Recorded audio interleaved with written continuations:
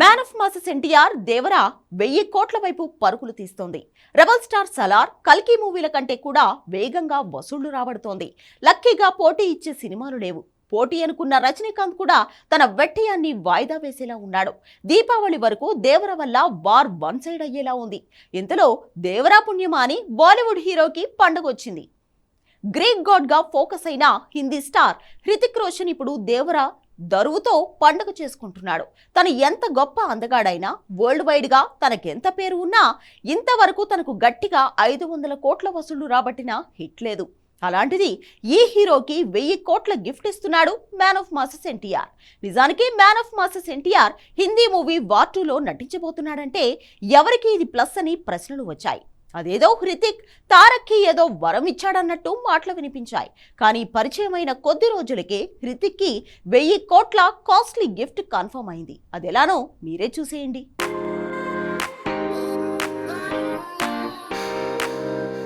ఎన్టీఆర్ దేవర చేస్తుండగానే హిందీలో war sequel war 2లో నటించాడు. బాలీవుడ్ గ్రీక్ గాడ్ హృతిక్ రోషన్తో కలిసి వార్ 2 సినిమా పూర్తి చేసే పనిలో ఉన్నాడు. ఈలోపే దేవర వచ్చింది. వరల్డ్ వైడ్గా 100 కోట్ల వసూళ్లు రాబడుతోంది. 1000 కోట్ల వసూళ్ల వైపు దేవర జర్నీ సాగుతోంది. తోటి హీరో, అందులోనూ తనతో కలిసి పాన్ ఇండియా మూవీ చేస్తున్న హీరో ఎన్టీఆర్ సినిమా హిట్ అవ్వడం హృతిక్ రోషన్కి సంతోషమే. కానీ ఈ గ్రీక్ గాడ్కి సంతోషాన్ని రెట్టింపు చేస్తోంది మాత్రం దేవర హిట్ కాదు, దేవర వసూళ్లు. దేవర వసూళ్లు చూసిన హిందీ హీరోలంతా కుళ్ళుకుంటుంటే ఒకే ఒక హీరో హృతిక్ రోషన్ పండగ చేసుకుంటున్నాడు. కేవలం తనతో కలిసి వార్ 2 మూవీ చేస్తున్నాడని కాదు, ఎన్టీఆర్కి దేవరగా వచ్చిన హిట్ హృతిక్ రోషన్ మార్కెట్ను కూడా మరో మెట్టు పైకెక్కేలా చేసే ఛాన్స్ ఉంది. అక్కడే మార్కెటింగ్ లాజిక్లో ఎంతో మ్యాజిక్ దాగుంది. అది ఎలానో చూడాలంటే ముందు RRR వసూళ్ల వెనకున్న లాజిక్ అర్థం చేసుకోవాలి.